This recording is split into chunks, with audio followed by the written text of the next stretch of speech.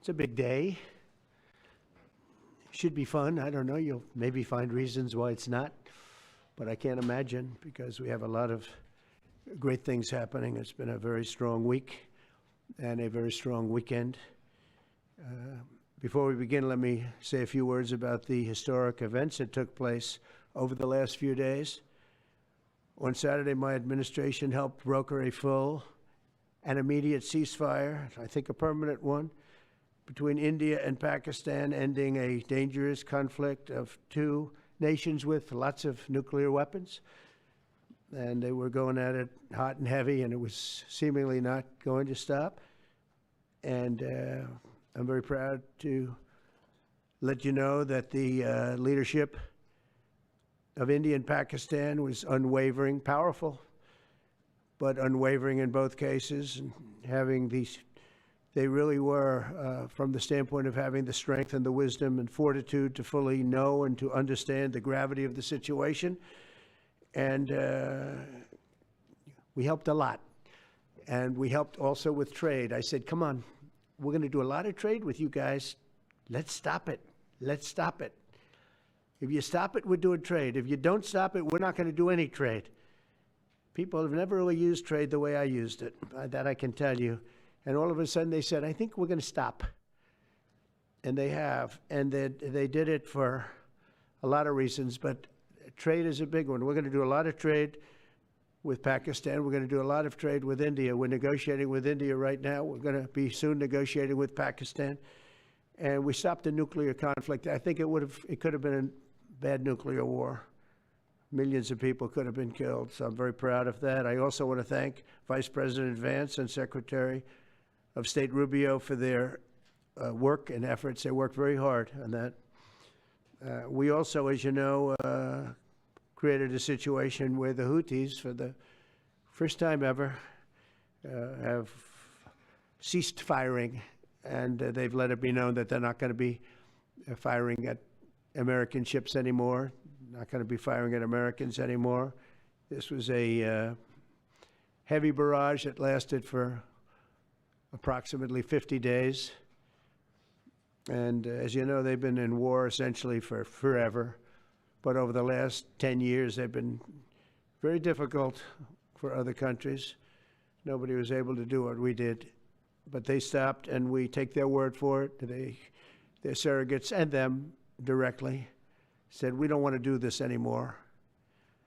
And so we were satisfied with that. In addition, yesterday we achieved a total reset with China after productive talks in Geneva. Both sides now agreed to reduce the tariffs imposed after April 2nd to 10% for 90 days as negotiators continue on the larger structural issues. And I want to tell you that a couple of things. First of all, that doesn't include the tariffs that are already on, that are our tariffs, and it doesn't include tariffs on cars, steel, aluminum, things such as that, or tariffs that may be imposed on pharmaceuticals, because we want to bring the pharmaceutical businesses back to the United States, and they're already starting to come back now based on tariffs. Because they don't want to pay 25, 50, or 100% tariffs, so they're moving them back to the United States.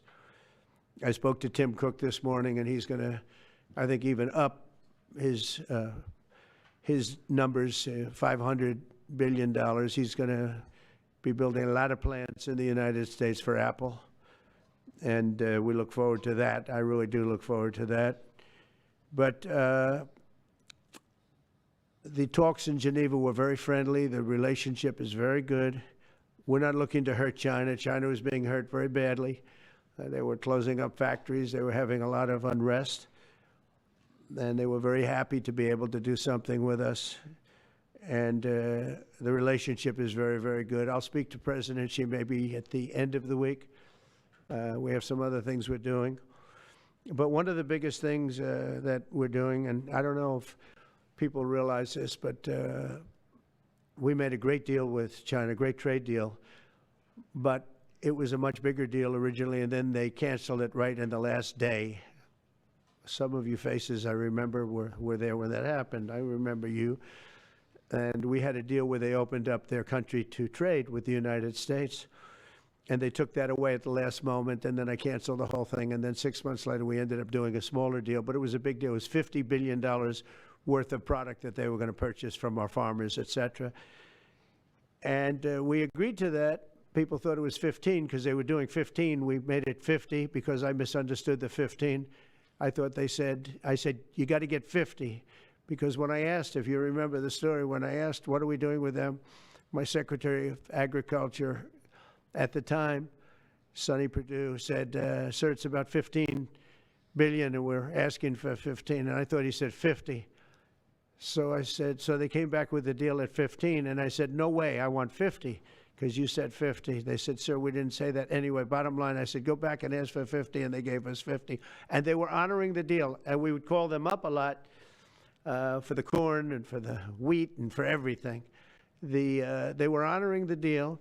And then when Biden got in, they no longer honored the deal. There was nobody to call. I would call on an average of once every 2 weeks to say, come on, you have to speed it up a little bit. And our farmers were doing great. I said to them, buy more land and bigger tractors, if you remember. That's what happened. But the deal was a very good deal. But the best part of the deal was that we opened up China. China agreed to open itself up to American business to go in. And it would have been a great thing, I think, for China. They would be able to see things that they haven't seen. They would be able to buy products that they had never been able to buy. Would have been great for American business. I think it would have brought unity between China, better unity between China and the United States. And the bottom line is that they canceled it the last day. We were all set to sign it, and then I went a little bit angry. I got a little angry. I said, they canceled the deal. The deal was done. It was all ready to be signed, and people went over, they came back to me, sir, they don't want to sign the opening up China. Well, the biggest thing that we're discussing is the opening up China, and they've agreed to do that, but it's going to take a while to paper it. You know, that's not the easiest thing to paper.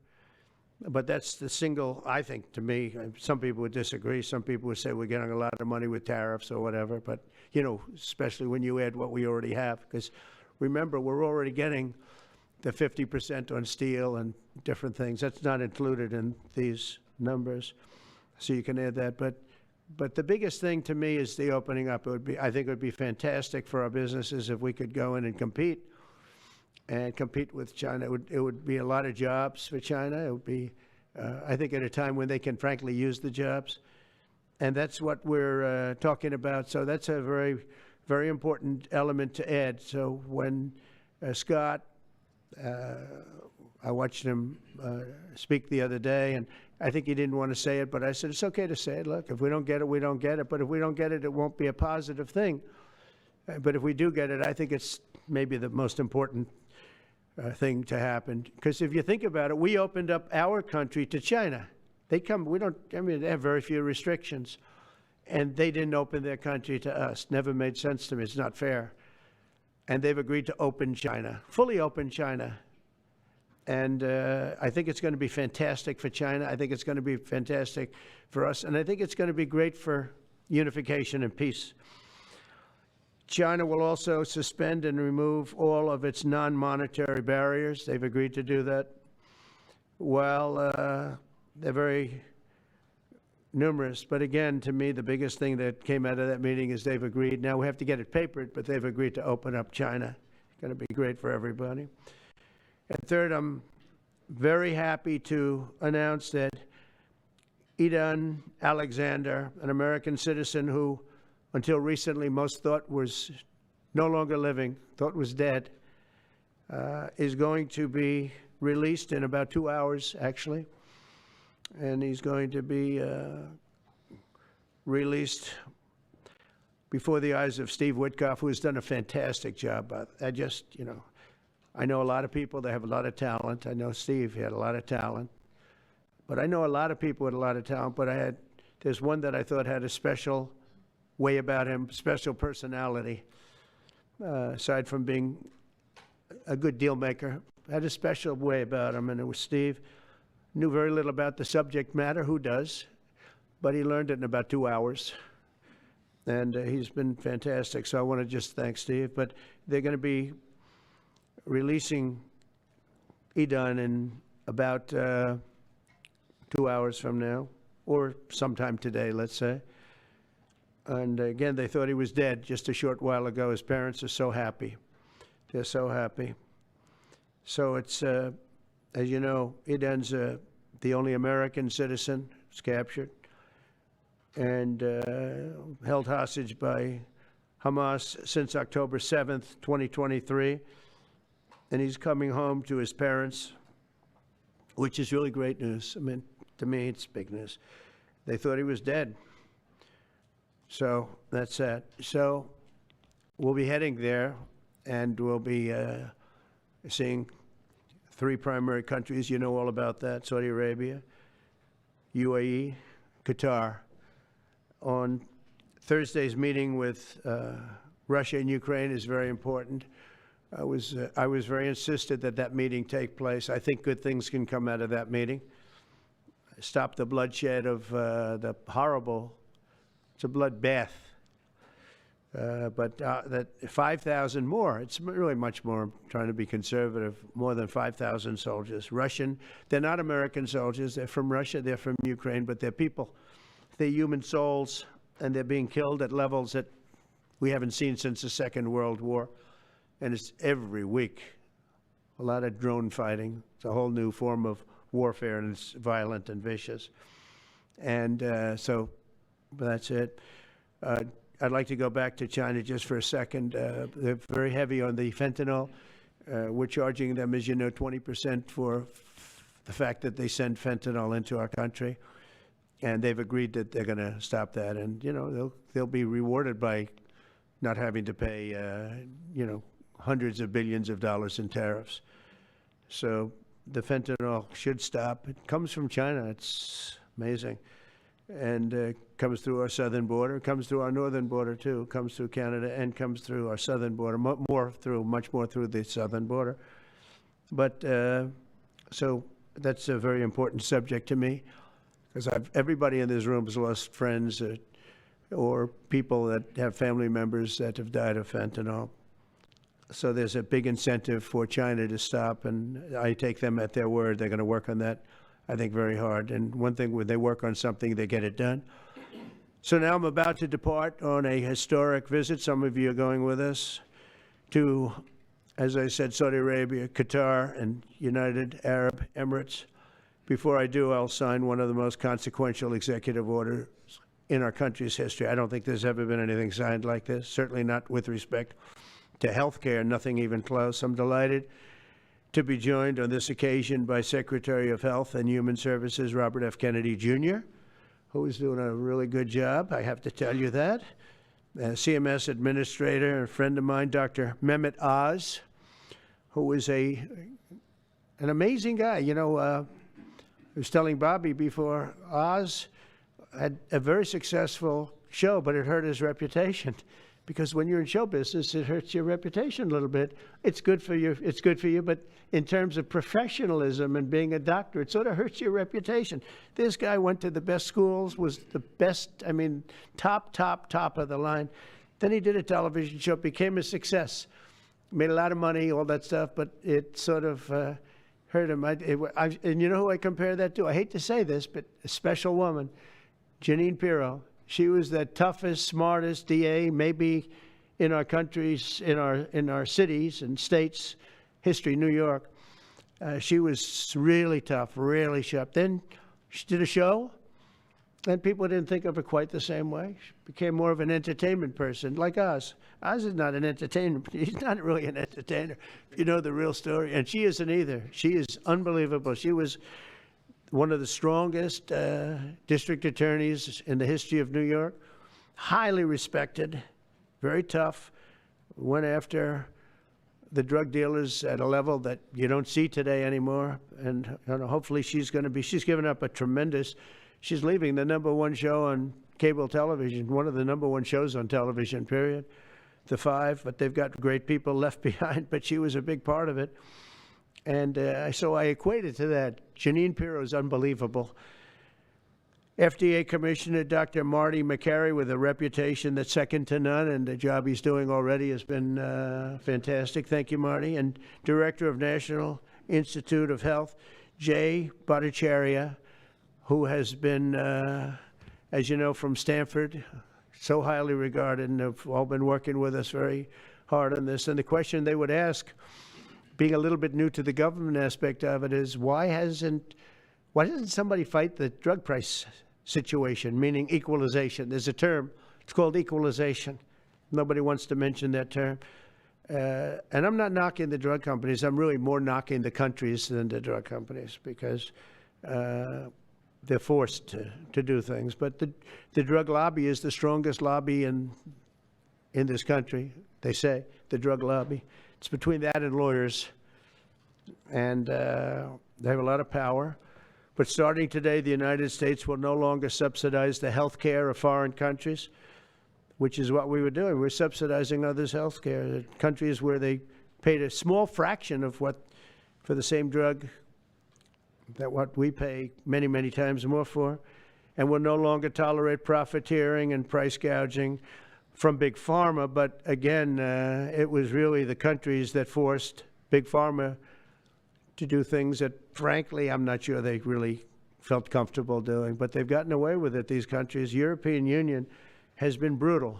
And the drug companies actually told me stories. It was just brutal how they forced them. And European Union suing all our companies, Apple, Google, Meta. They're suing all of our companies. They end up, they have judges that are European Union-centric, and they get rewarded $15 billion, $17 billion, $20 billion, and they use that to run their operation. Not going to happen any longer, that I can tell you. So what's been happening is we've been subsidizing other countries throughout the world, not just in Europe, throughout the world. European Union was the most difficult, from what I understand. I mean, I'll tell you a story. A friend of mine who's a businessman, very, very, very top guy. Most of you would have heard of him. A highly neurotic, brilliant businessman, seriously overweight, and he takes the fat shot drug. And he called me up, and he said, President, he calls me, he used to call me Donald, now he calls me President, so that's nice respect. But he's a rough guy, smart guy, very successful, very rich. I wouldn't even know how we would know this, but because he's got comments. President, could I ask you a question? What? I'm in London, and I just paid for this damn fat drug I take. I said, it's not working. He said, I just paid $88. And in New York, I pay $1,300. What the hell is going on? He said, so I checked, and it's the same box, made in the same plant, by the same company. It's the identical pill that I buy in New York. And here I'm paying $88 in London. In New York, I'm paying $1,300. Now, this is a great businessman, but he's not familiar with this crazy situation that we have. But he was stunned. But it was just one of those stories. And I brought it up with the drug companies, represented by somebody who's very, very smart, good person too. And we argued about it for about half hour, and then finally he just said, because they can't justify it, he just said, look, you got me. You got me. I can no longer they've been justifying this crap for years. They said, oh, it's research and development. Well, I said, well, research and development, other countries should pay research and development too. It's for their benefit. It was just one of those things. And the other countries would set a price, and they'd meet the price, and they'd say, if you don't meet the price, you can't sell it in our country. I said, well, then you walk away, and, they'll call you back, and they'll sell it in the country. But now they'll have to do that. So for the first time in many years, we'll slash the cost of prescription drugs, and we will bring fairness to America. Drug prices will come down by much more, really, if you think. 59, if you think of a drug that is sometimes 10 times more expensive, it's much more than the 59%. It depends on the way you want to analyze it, but in one way you could analyze it that way. But between 59 and 80, and I guess even 90%. So when I worked so hard in the first term, and if I got prices down, remember I was the only one to ever get prices down for a full year, but I'd get them down like 2%, and I thought it was like a big deal. Well, we're getting them down 60, 70, 80, 90%, but actually more than that if you think about it in the way mathematically. And Pharma has to say, we're sorry, but we'll not be able to do this any longer to these countries that have been so tough. They've been very tough, nasty. It's trade. It's trade. And Pharma is also very powerful. And the Democrats have protected Pharma. The Democrats, this is the Democrats have protected Pharma. These are the Democrats. And by the way, I just called the Speaker of the House, and I just called the leader, our leader in the Senate, John Thune, Mike Johnson. Spoke to both of them. I said, when you score, you're going to have to score two things. You're going to have to, number one, score that hundreds of billions of dollars of tariff money is coming in. But even bigger than that, you're going to have to score that your cost for Medicaid and Medicare and just basically pharmaceuticals and drugs is going down at a level that nobody has ever seen before. It'll pay for the Golden Dome. I see the Golden Dome is there, see? That'll easily pay for the Golden Dome. And we'll have a lot of money left over. We need the Golden Dome, by the way, in this world. Although this world's a lot safer today than it was a week ago, and a lot safer than it was 6 months ago. We had people that had no clue what they were doing. So today Americans spend 70% more for prescription drugs than we spent in the year 2000. Think of that. Our country has the highest drug prices anywhere in the world by sometimes a factor of 5, 6, 7, 8 times. It's not like they're slightly higher. They're 6, 7, 8 times. There are even cases of 10 times higher. So that you go 10 times more expensive for the same drug, that's big numbers. Even though the United States is home to only 4% of the world's population, pharmaceutical companies make more than 2/3 of their profits in America. So think of that. With 4% of the population, the pharmaceutical companies make most of their money, most of their profits from America. That's not a good thing. Now, I think, by the way, I have great respect for these companies and for the people that run them. I really do. And I think they did one of the greatest jobs in history for their company, convincing people for many years that this was a fair system. Nobody really understood why, but I figured it out. For years, pharmaceutical and drug companies have said that research and development costs were what they are, and for no reason whatsoever, they had to be borne by America alone. Not anymore, they don't. This means American patients were effectively subsidizing socialist healthcare systems in Germany, in all parts of the European Union. They were the toughest of all. They were nasty. And I see that. I see that with trade, too. European Union is in many ways nastier than China, okay? And we've just started with them. Oh, they'll come down a lot. You watch. We have all the cards. They treated us very unfairly. They sell us 13 million cars. We sell them none. They sell us their agricultural products. We sell them virtually none. They don't take our products. That gives us all the cards, and very unfair. So they're going to have to pay more for health care, and we're going to have to pay less. That's all it is. And believe it or not, because it's really the world we're talking about, not just the European Union, but because it's the world, the numbers are for the healthcare company not as bad as you would think. They'll make the same. I think the healthcare companies should make pretty much the same money. I really don't believe they should be affected very much, because it's just a redistribution of wealth. It's a redistribution where it could be the same top line, but it's going to be distributed differently. Europe's going to have to pay a little bit more. The rest of the world's going to have to pay a little bit more, and America's going to pay a lot less. Again, because it's a much smaller population than when you think of the whole world. So basically what we're doing is equalizing. There's a new word that I came up with, which I think is probably the best word. We're going to equalize, where we're all going to pay the same. we're going to pay what Europe's going to pay. We're going to all pay. Now, there may be some countries in dire need, and I would be willing to sacrifice that and help them. But it's called most favored nation. We are going to pay the lowest price there is in the world. We will get whoever is paying the lowest price, that's the price that we're going to get. So remember that. So we're no longer paying 10 times more than another country. Whoever is paying the lowest price, we will look at that price and we will say that's the price we're going to pay. Most favored nations. That's what it is. One breast cancer drug costs Americans over $16,000 per bottle, but the same drug from the same factory, manufactured by the same company, is 1/6 that price in Australia and 1/10 that price in Sweden. 1/10 for the identical product. A common asthma drug costs almost $500 here in America, but costs less than $40 in the United Kingdom. So $40 in the United Kingdom, which is where this gentleman told me he paid a small amount for his shot.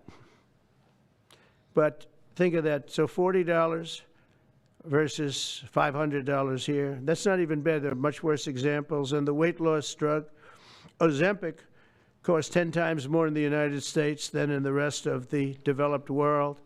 10 times more. Why? Why? What did we do? Suckers.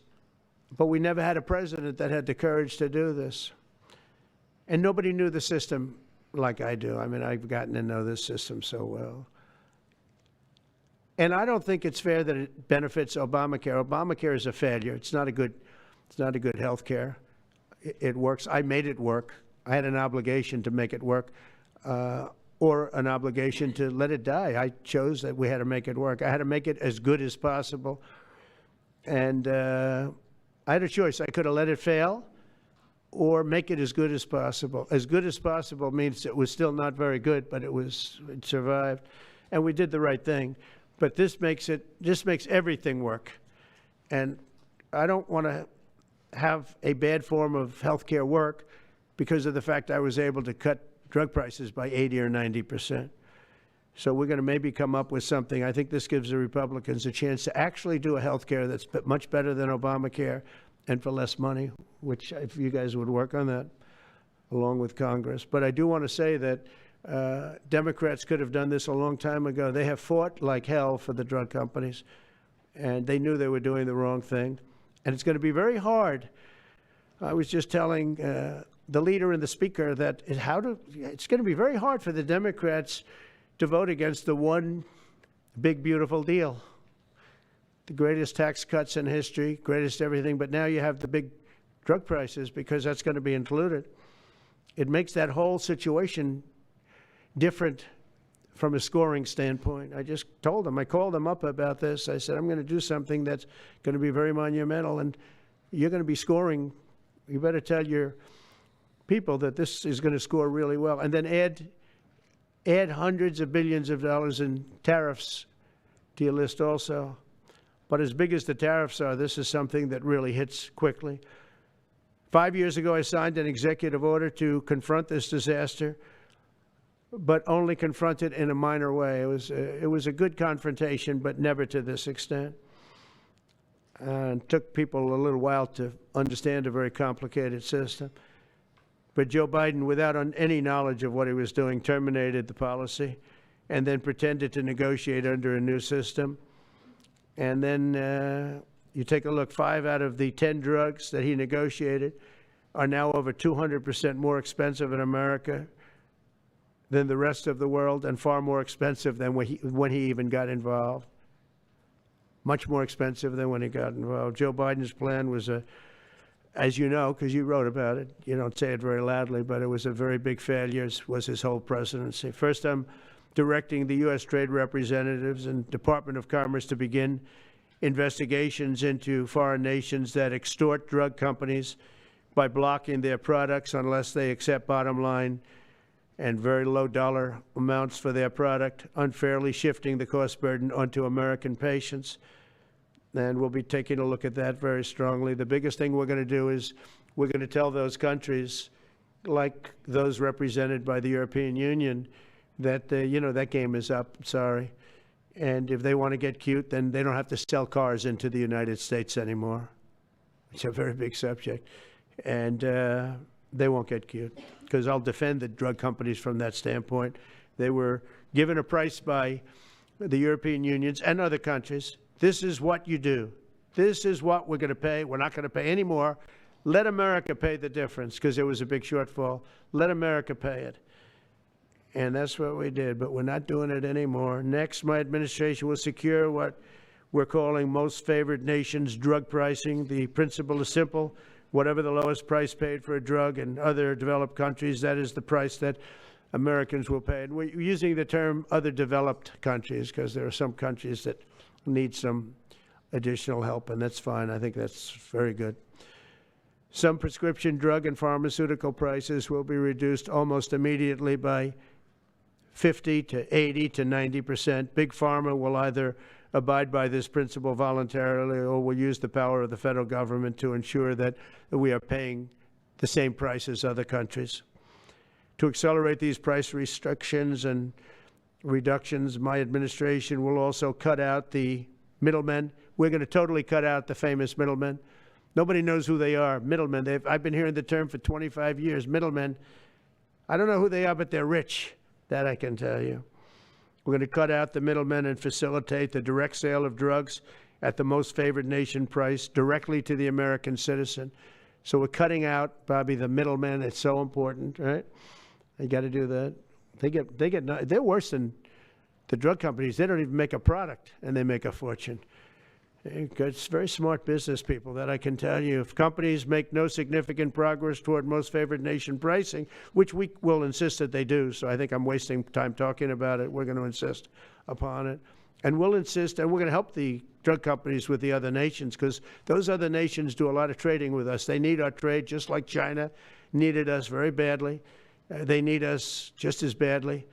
We will do whatever we have to with trade, just like we did some great things with trade with India and Pakistan. It really helped the situation, very heated situation. Could have lost millions of people, more than millions. I mean, many millions of people. And they want to do business with America, but we never used our powers that way. We never knew how. We never had people that knew how to do that. We'll also open up America's market to safe and legal imports of affordable drugs from other countries, putting dramatic downward pressure on prices.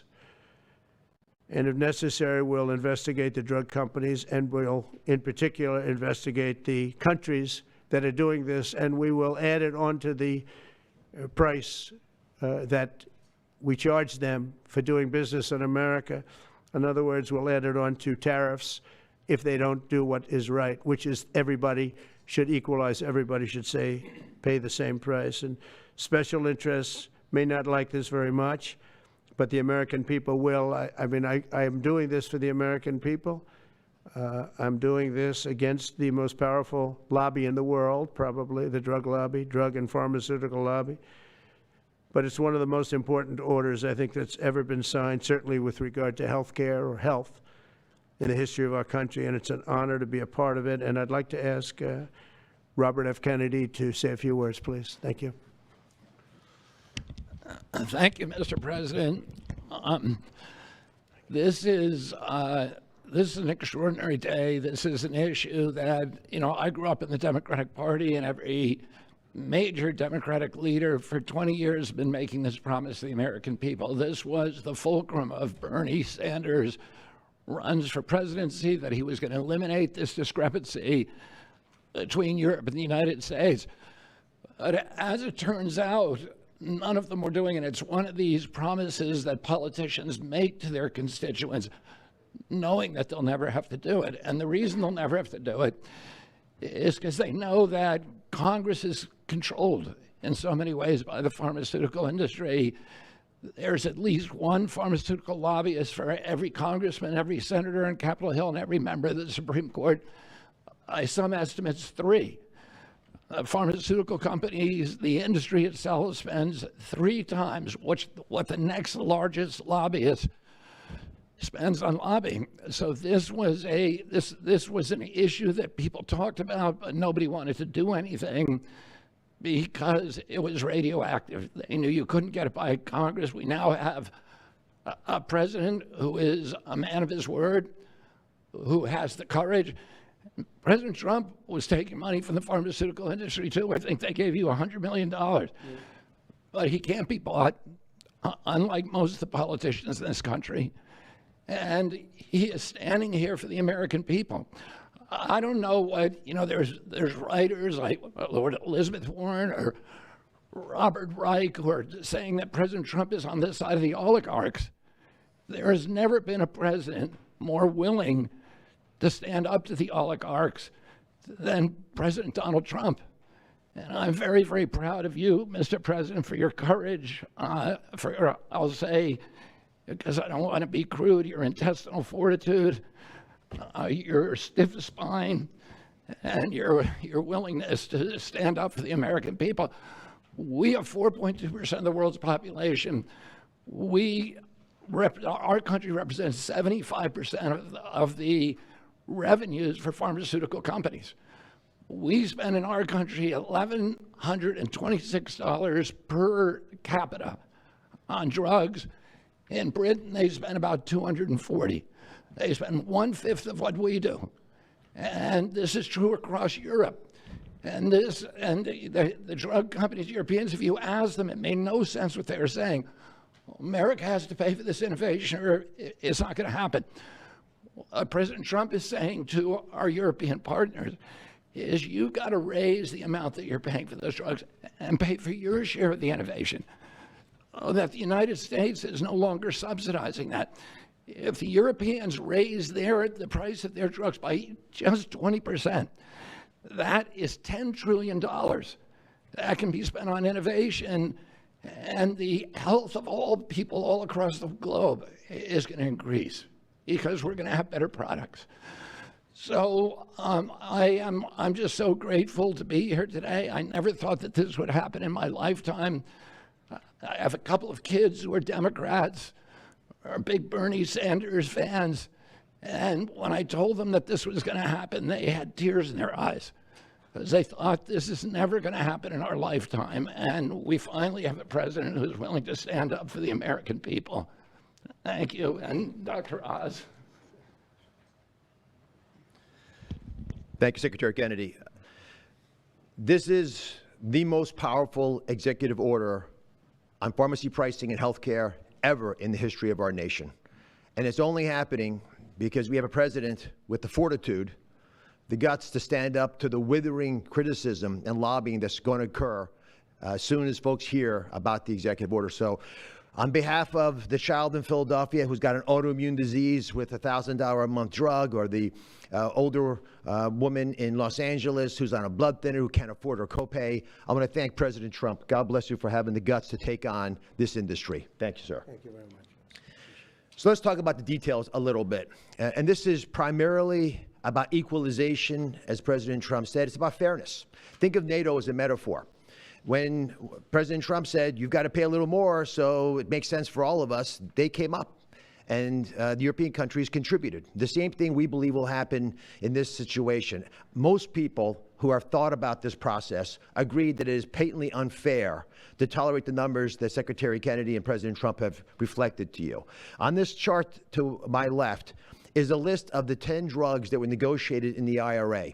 Again, this is the bill, the law, that regulates a negotiation process. This is the best price that was able to be obtained by the Biden administration. And if you look at these numbers, they actually reflect how much on top of the most favored nation price was being paid by the United States. So the closest to me, Bob, you can point to the Jardiance, the closest one, 289%, the one that's closest to you.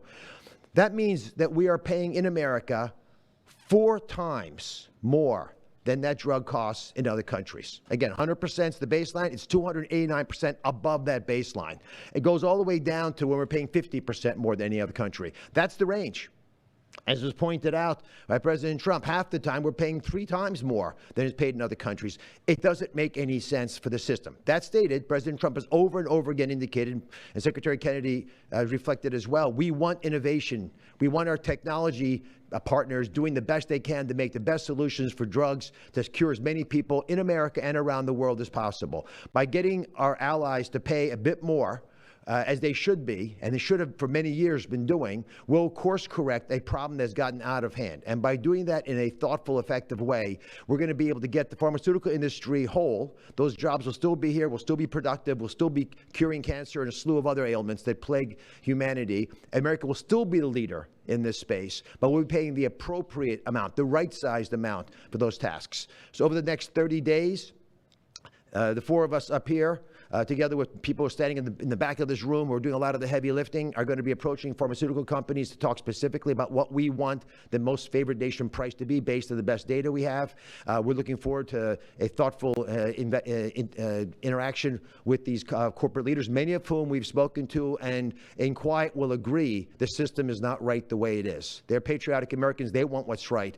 But the fact that in my lifetime, as Secretary Kennedy said, for the first time, we have a thoughtful and aggressive approach thanks to President Trump, on taking on the special interests, should give all Americans confidence that this is an administration that stands for fairness, and it should chill the waters for those who believe they can push us away from our North Star, which is to take care of the American people. Mr. President, God bless you. Thank you very much. Thank you. Jay, you want to go next? Sure. Good. So I teach economics at Stanford as well as health policy.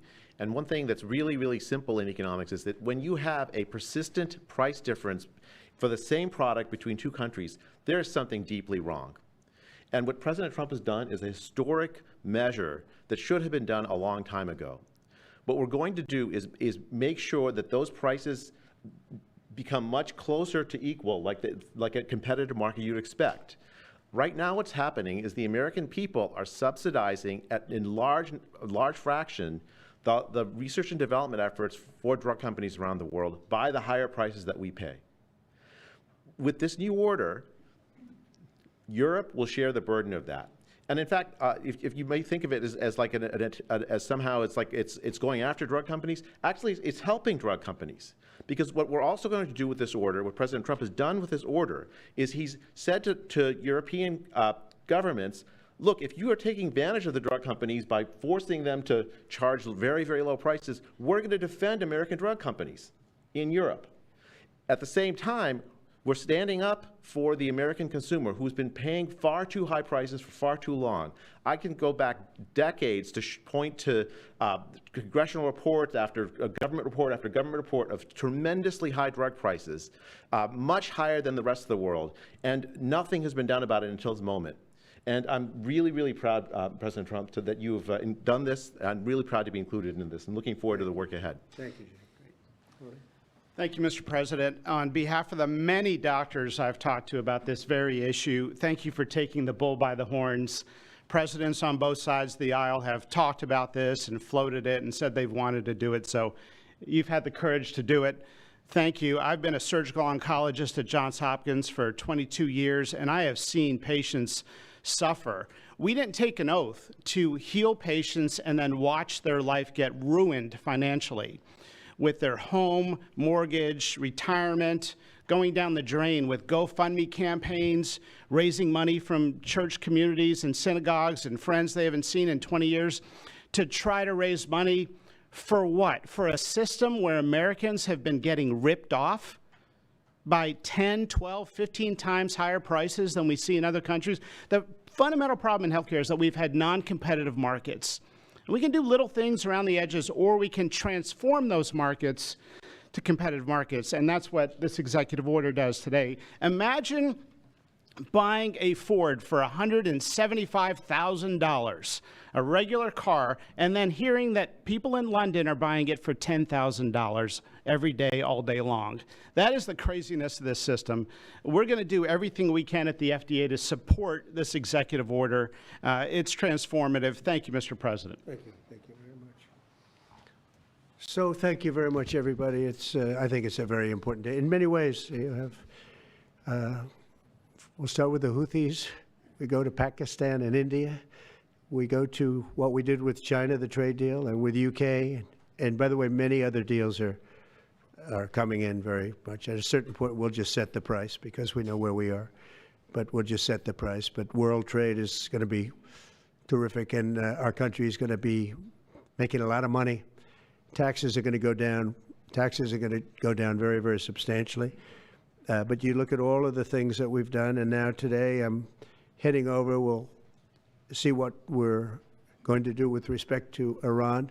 I think you have very good things happening there, too, by the way. I think can't have a nuclear weapon, but I think that they are talking intelligently. We're in the midst of talking to them, and they're right now acting very intelligent. We want Iran to be wealthy and wonderful and happy and great, but they can't have a nuclear weapon. It's very simple. So I think they understand that I mean business, and I think they're being very reasonable thus far. And don't underestimate Thursday in Turkey. President Erdogan is going to be a great host, and we are doing some work with him having to do with Syria, too, by the way. We're going to have to make a decision on the sanctions, which we may very well relieve. We may take them off of Syria because we want to give them a fresh start. But President Erdogan's asked me about that. Many people have asked me about that because the way we have them sanctioned, it doesn't really give them much of a start. So we want to see if we can help them out. So we'll make that determination. But I think you're going to have maybe a good meeting. You have the potential for a good meeting, that a meeting wasn't going to take place. I insisted that that meeting take place. And it is taking place. And I think you may have a good result out of the Thursday meeting in Turkey between Russia and Ukraine. And I believe the two leaders were going to be there. I was thinking about flying over. I don't know where I'm going to be on Thursday. I've got so many meetings. But I was thinking about actually flying over there. There's a possibility of it, I guess, if I think things can happen. But we got to get it done. We got to save 5,000 lives a week. 5,000 lives is really more than that. It's worse than that. And when you see and you don't want to see it, but when you see the satellite photographs of the battlefield with arms and legs and heads all over the place, separated by 30 yards from bodies, doesn't make sense. Doesn't make sense. So we're working very hard to see if we can end that bloodbath. Okay, there shouldn't be too many questions. It's been covered pretty well. Mr. President, thank you for taking questions. Two quick ones for you, starting on trade. If a longer-term deal is not reached with China at the end of these 90 days, can the American people expect those tariffs to go back up to 145%? No, but they would go up substantially higher. Okay, and then You know, at 145, you're really decoupling because nobody's going to buy. But they can go, they got very high because of additional tariffs I applied during the course because of fentanyl and other things. But no, but they'd go substantially higher. Yeah. And then on Qatar, Mr. President, I think you will have a deal, however. you're confident that there will be a deal. On Qatar, has Qatar asked for anything in exchange for that $400 million luxury jumbo jet? And how can the American people be so sure that they will not in the future? Well, I think what happens with the plane is that, we're very disappointed that it's taking Boeing so long to build a new Air Force One. We have an Air Force One that's 40 years old. And if you take a look at that compared to the new plane of the equivalent, stature at the time, it's not even the same ballgame. You look at some of the Arab countries and the planes they have parked alongside of the United States of America plane, it's like from a different planet. And it's close to 40 years old, might be more than 40 years old now. And we, when I first came in, I signed an order to get it built. I took it over from the Obama administration. They had originally agreed. I got the price down much lower. And then when the election didn't exactly work out the way that it should have, a lot of work was not done on the plane because a lot of people didn't know. They made change orders that were so stupid, so ridiculous. And it ended up being a total mess, a real mess. And when I came back, I said, by the way, what's going on with the Boeings that are coming in? Well, sir, they're way behind. And they are. They're way behind. They were way behind. Another mess that I inherited from Biden. And it's going to be a while before we get them. And I think Qatar, who has really, we've helped them a lot over the years in terms of security and safety. I think they, and very, very nicely, and I have a lot of respect for the leadership and for the leader, Qatar. And I think they knew about it because they buy Boeings. They buy a lot of Boeings. And they knew about it. And they said, we would like to do something. And if we can get a 747 as a contribution to our Defense Department to use during a couple of years while they're building the other ones, I think that was a very nice gesture. Now, I could be a stupid person and say, oh, no, we don't want a free plane. We give free things out. We'll take one, too. And it helps us out because, again, we're talking about we have 40-year-old aircraft. The money we spend, the maintenance we spend on those planes to keep them tippy-top is astronomical. You wouldn't even believe it. So I think it's a great gesture from Qatar. I appreciate it very much.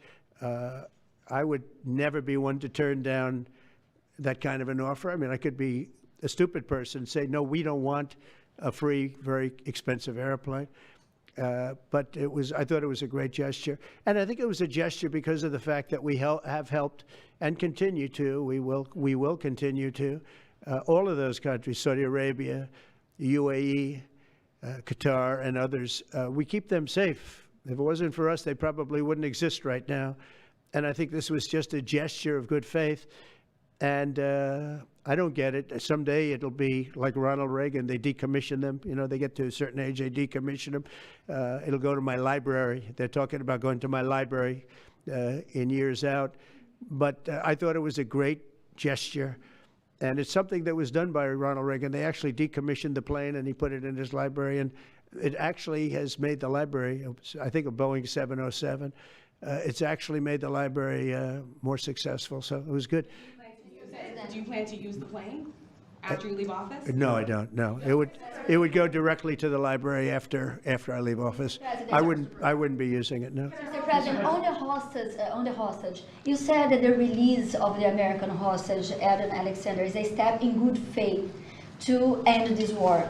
Do you expect any progress or perhaps announcement on ceasefire during your trip to the Middle East? We hope that we're going to have other hostages released too, as you know. So when I met with the hostages 3 weeks ago that were there for quite a while, you remember the 10 people that came in, mostly young people. 1 or 2 were a little bit older. They were explaining the trials and tribulations. I mean, they went through hell. And I said, how many are there? They said 59. I said, that's a lot. I didn't realize, because we got a lot out. You know, we got a lot of hostages out, I think you will acknowledge. They said 59, but then they said, they followed that up by saying 59, of which 24 are living, the rest are dead. But the people whose son, mostly son, I think 1 daughter in this case, but mostly sons are there, or husbands are there, those people want the dead bodies as much as they want the live body. I have a mother that calls me, but came up to me when I first met her, and she said, sir, please get my son out.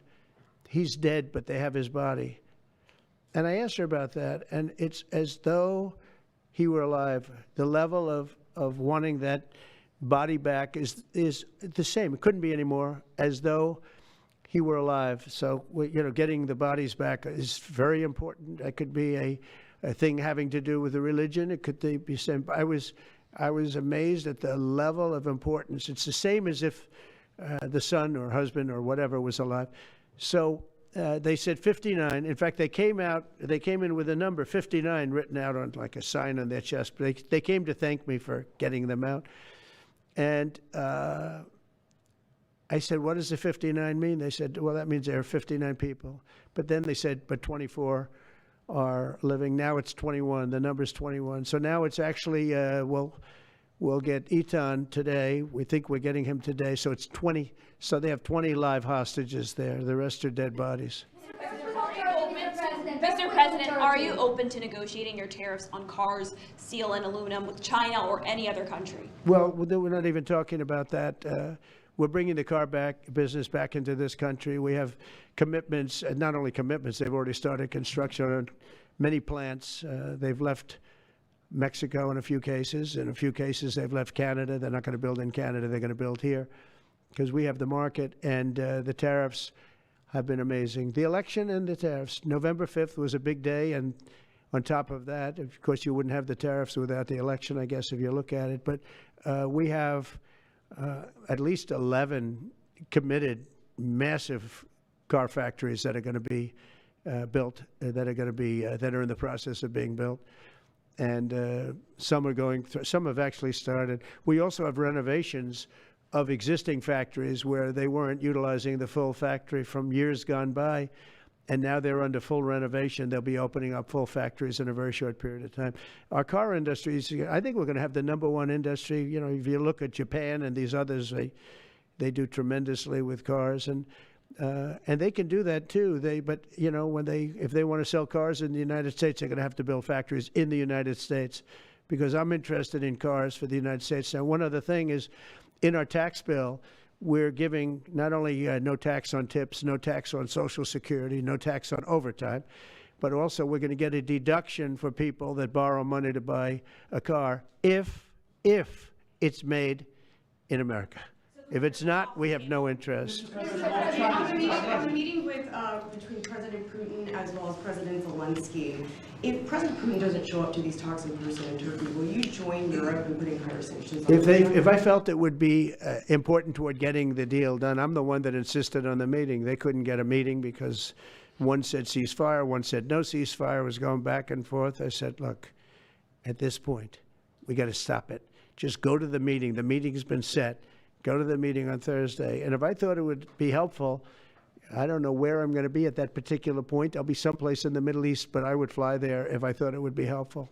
Yeah, please. Refugees. I want to ask you about South African refugees. Dozens of Afrikaners who claim discrimination in their home country are heading to the United States, right, where your administration is going to welcome them as refugees. Now, this comes as you've halted virtually all refugee admissions for people fleeing famine and war from countries like Sudan, the Democratic Republic of Congo. Why are you creating an expedited path into the country for Afrikaners but not others? Because they're being killed, and we don't want to see people be killed.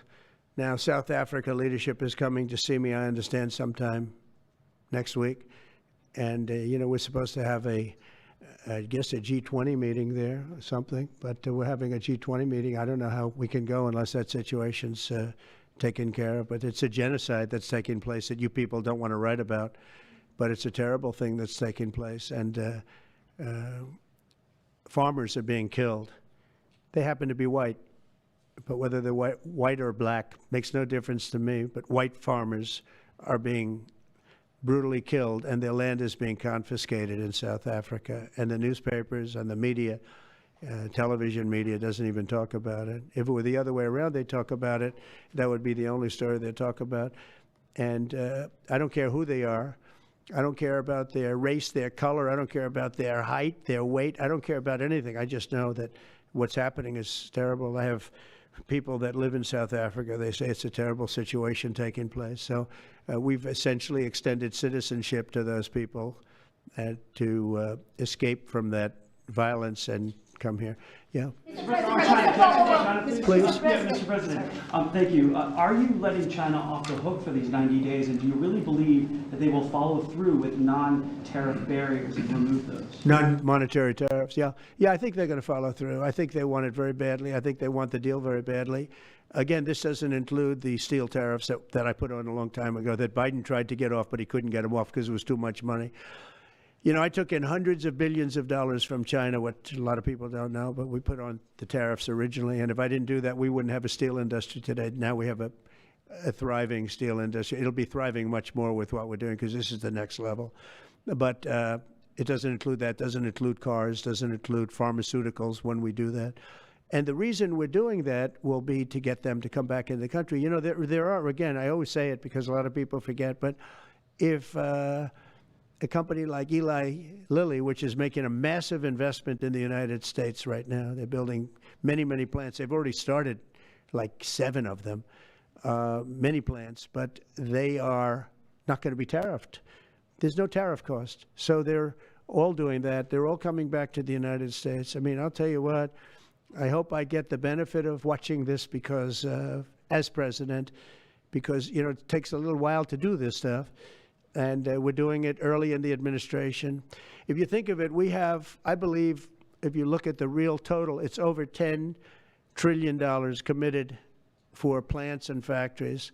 Other administrations haven't had $1 trillion over a 4-year period, even over an 8-year period.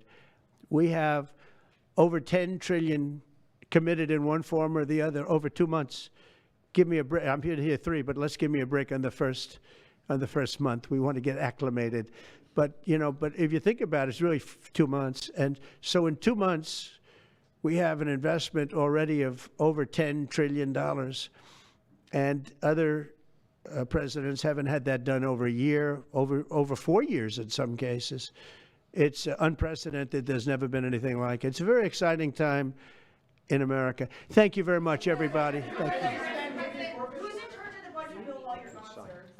Thanks for watching, and if you haven't already, please consider subscribing to our channel. And while you're at it, please leave us a comment. Thank you for watching.